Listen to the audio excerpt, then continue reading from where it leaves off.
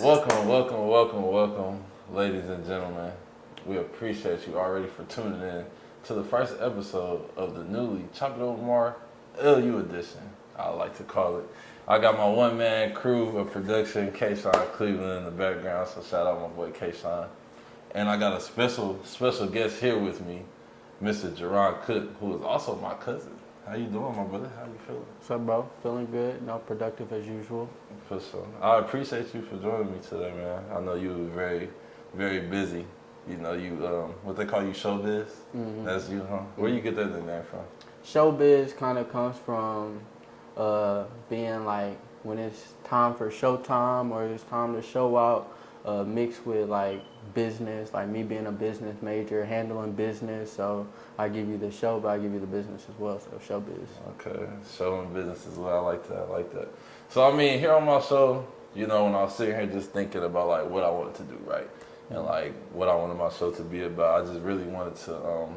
There's people on campus such as yourself, and like I'll say myself. You know, we all here are trying to work, or we're known for what we do, or what we're trying to make a profession in. Correct, mm-hmm. Or what we do just for show, like how you do the band, you drum major, you've been saxophone, section leader, trombone, you know, all those sorts of stuff. That's what you're known for, mm-hmm. Correct. But like behind closed doors, I want to get to know who Jerron Cook is. Like people know you as Showbiz. I know they know you as Cook. Like that's your name around. You Jerron to me, but you know they call you Cook. Right. So like, first question I'd like to ask is just who is Jerron? If you had to say, outside of what people see you here on Langston University, behind the band practices and all that, who is Jerron Cook? So some characteristics I associate Jerron Cook with is someone who is loyal, dependable, and strives to do everything in excellence. So that boils down to a lot of things as far as how I operate as a person.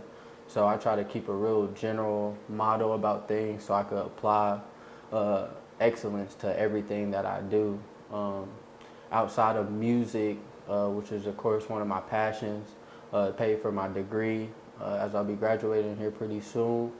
I won't have much student debt as some occur while they're in college. So me being a business major, there's stuff like knowledge with marketing, knowledge with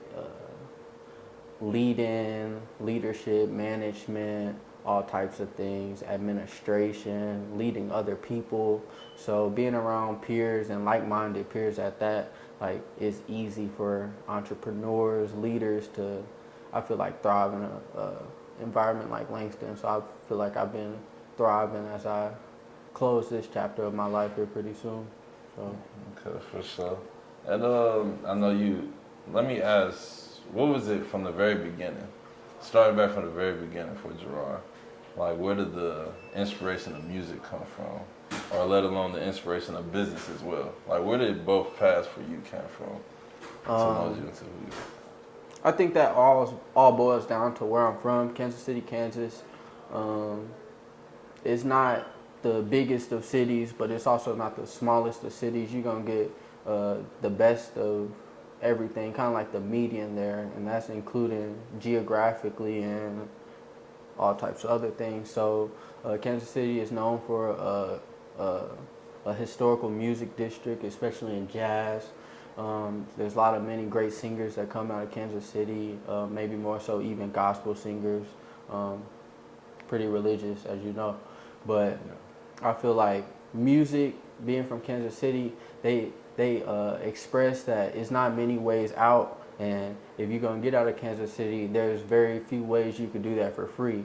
Of course, education is one, but if you want that education paid for, if you hone in on a talent as such as music, it'll pay for your degree, which it has done for me. On the business side, like I said, Kansas City is not a big city, so when there's lack thereof of certain things, me taking the initiative to see how I could gain funds or make little pocket change, see what's not available, noticing that there wasn't any regular landscaping and lawn care people, stuff like that. I would see that around my environment and try to gain business off of that. So stuff like that naturally caused me to network with people who lived around. People start to know me as, if I need something done, I could pay Jerron to do it, stuff like that. Right. So I think that all boils down to the environment in Kansas City. Okay. So I gotta ask, and correct me if I'm wrong. No, oh Lord. It's not gonna be nothing crazy. You ain't gotta look like that. But just everyone in life goes through hardships, obviously. So you know, I like to say not everybody's problem is bigger than others. But me knowing Kansas City, you being from Kansas City, how you know it, you know, it's a normal thing, I guess, to the people around to say you can get stuck in the city. I just want to know, like, what is your perspective on where you come from, and does it relate to the hardships that you've been through, of like persevering to like where you are now, being a college student, knowing that you about to graduate, because that's a big deal. That's a big deal. And so I just want to know, like, what hardships have you gone through yourself that you overcame, and would you correlate it to the city that you're from? Because I know you said you got a lot of inspiration out of your city to see where you're at now. I would say, in regards to Kansas Cityans, like I said, it's not the biggest of cities, but everything you need is right there. Right. I feel like a lot of people, especially from Kansas City, they don't necessarily travel. They don't see the outside world around them. So once they get used to, like, oh, I have all I need right here, their mindset is smaller. So even when that comes to me, if I was to share my aspirations or my dreams or something, their mindset isn't necessarily, it can't obtain certain big things because they haven't even seen the way of the world really outside of Kansas City, which I think hinders a lot of people from Kansas City. So I took that as a factor and made sure it didn't affect me and the things I aspired to do and accomplish in life. Okay, for sure. I was trying to... Did that answer the question? No, I did answer the question. It definitely did. So let me ask, what do you think is the most misunderstanding? Like, what would you say you're mostly misunderstood for? Like, do you ever feel misunderstood, or which way? Like, how do people look at you and like, man, that's not me for real? Or like, there's things that people say that like you feel like that's not you. I could be misunderstood easily, actually, because I'm not a very confrontational person. I don't necessarily like to be loud or even sometimes social. So I feel like when I'm genuinely being myself and I'm kind of reserved, that they take that, or if I'm required to lead or whatnot, let's use band as an example. Let's say I'm drum major and I have to address the band. I'm not going to address the band the same way as I would if I'm just talking to you here right now. So a lot of people see me in one space and try to make that of who I am, but really don't know the layers that I have in my characteristics and things like that. So that easily misunderstands like a lot of things. So I'm sorry to cut you off, but what would you say people would say about you? Like, if somebody was to, I guess if you could even, don't use me as an example because I'm your cousin. So yeah, just say it's just somebody in the band, whether it's a frat brother or whether it's, just somebody that you're in the band with. Somebody was to ask, yo, who is Cook? Like, what do you think somebody would say about you? How does the world see you? As in compared to how you see yourself also. As a majority, I feel like they see what I portray as a loyal, dependable, things like that. Handles his business, likes to travel, likes to eat. I consider myself a food connoisseur personally. A food connoisseur personally? Yeah, but I don't know. It just depends on the individual person and how they were probably introduced to me or what light they see me in. But yeah. Okay. It's a in band. I gotta ask about because I'm a part of the equipment staff. Thanks to Prof. Gordon and yourself as well because you did introduce me to it. But been many trips, many different trips and stuff. So I want to know what was your favorite trip and any give me like Hmm. a story time to your favorite trip. I know I know Houston. Houston was fun for me. Houston and Mardi Gras are probably my top two. I had fun. Mardi Gras was crazy. It was my first ever Mardi Gras. I ain't never experienced nothing like that. Mm-hmm. Bam. Alabama was fun too. I had fun in Alabama. I would say I have some honorable mentions. Go ahead. I would say the first Mardi Gras. I don't know if you remember, but it was like an ice storm. Like right before we left, so it was like sheets of ice. I didn't think y'all was gonna go. Like it was pretty bad. Like people was literally ice skating with their shoes while we were waiting to load the buses. But even stuff like that, as a member of KKSI and stuff, loading the buses in that weather and stuff like that was an experience unexpected. But I definitely cherish moments like that. Now the second Mardi Gras, I also view it highly because it was two trips in one. We got to perform at the first Honda Battle of the Bands that took place in Alabama. Facts. It's usually annually in Atlanta, Atlanta Superdome. But since it was moved and after COVID, things like that, they brought it back to Atlanta. So we were able to make history and be part of the first battle that took place in Alabama. Next year it'll be in California. Hopefully we'll be able to see Langston University Marching Pride in that. But going from Alabama straight to New Orleans was a whole nother thing because a lot of people may not know, but I played saxophone during the field show in Alabama. And once we got to Mardi Gras, I marched drum major. So that was like a lot of double duty on my end. Yeah, I remember that. I remember that was crazy. Packing for the trip, I had to have multiple uniforms, my instrument, the mace. Alright. Sorry about that, y'all. I'm gonna just probably say a clip and do a little funny edit. No, I'm just fine.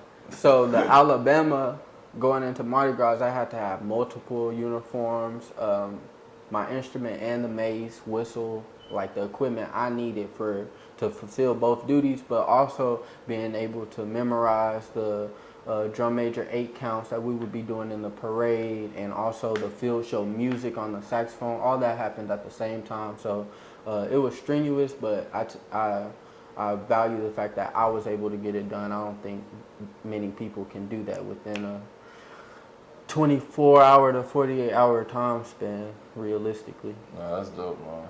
That's dope. I gotta give props for what props is due. You know, you did your thing, bro. And I was extremely proud of you, not even being biased. Cause I mean, doing that drum major, watching you do drum major for Mardi Gras was crazy, bro. Cause I'm like, all them people, and then how long them, like, the parade routes is, Very bro. long.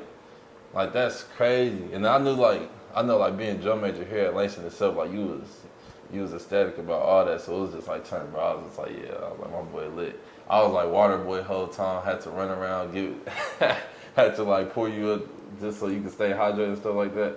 Like what be going through your mind while you performing? And all performances, like, is it just like I gotta get right, like make sure I hit this right, or is it second nature to where you just like you feel like it's all eyes on you, like you just doing your thing, or this is just what I love to do? It's definitely both. Like, I love to do it, but then again, I'm constantly like, okay, let me do every single thing I can in my ability right. Let me show out and then ultimately finish strong. Because like you said, those specific parades are very long. So it's one thing, I would try to keep consistency. So instead of just going all out in the beginning and looking poo at the end, you know, mentally I'm like, okay, let's sustain, let's keep things at a consistent pace so that I could maintain the performance and the ultimate look of what the band directors and what we want as a university represented for. For sure. So, in your life, how do you, or not how, but where do you find yourself, or how do you keep a peace of mind? Like, it's college is one thing. Everybody knows college is college. If you've been to college, you got to deal with work. Mm-hmm. But to be drawn, so in your shoes, you got band.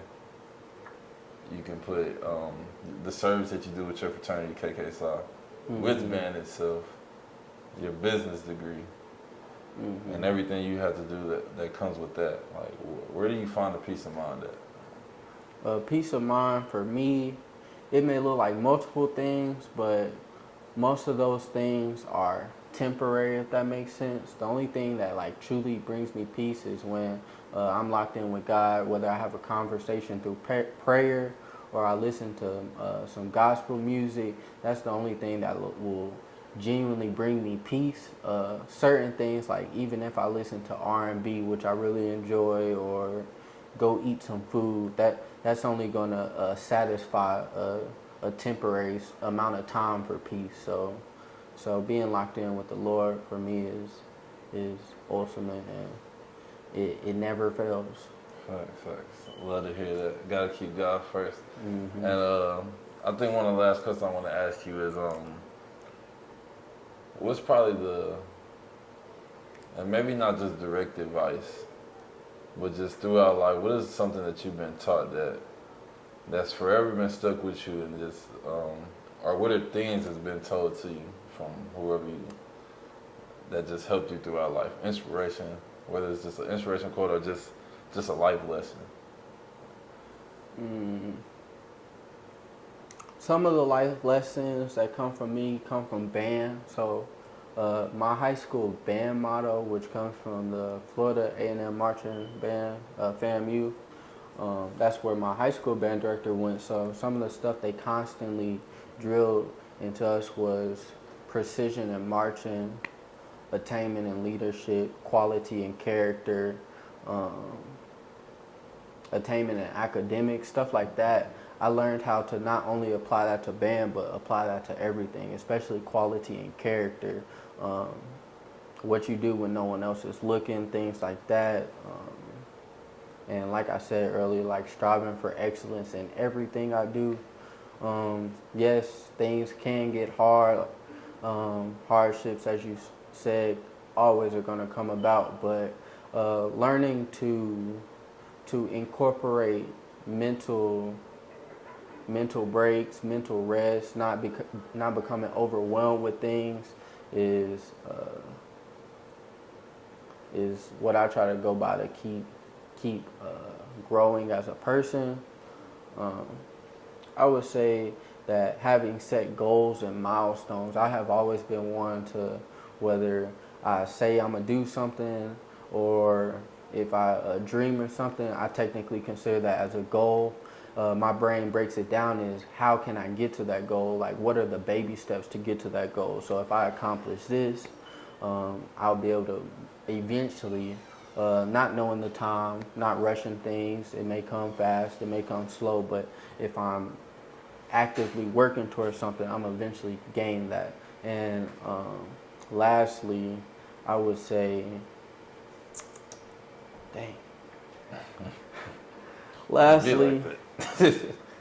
lastly, I would say being qualified. No one can take away your qualification. So whatever I want to do, if I go about it the right way to be qualified to do something, there's no rejections on if I could do that or attain a certain position because I'm qualified. So I focus on qualifications and actual legitimate accreditations or credibility as a person to enhance my character as a person. So yeah. Oh, definitely. Well, man, I gotta say, I really appreciate you coming through, man. I feel like, I always knew you from the jump. Let's start there. I always knew you. But to the viewers that's watching, I feel like everything that you was able to share, and I appreciate you being comfortable enough to share it, really shows a different side of you. You know what I'm saying? Outside of just who people see you as, I hope now they actually get a better understanding of who you are as a person and what made you who you are today. You know what I'm saying? So you would definitely, I hope I get to see you back on the platform soon. You'll tap back in with me, right? I mean, as long as I'm invited or whatnot. Right. You know, that's You got anybody you think that should come on? No, not off top. My brother said when he talked to me, it's like a therapy session. He said it's good. You feel like it's good for the mind. You feel like you release something off here a little bit? No, not really. Oh. But. All right then. Well, I appreciate y'all for tapping in with Chop It Up More, the LU edition. Thank you again to my guest, Jerron Cook, aka my cousin. You know what I'm saying? Showbiz. Congratulations to you, class of 24 graduate, right? Yes, sir. Tap in with me again, y'all. Thank you.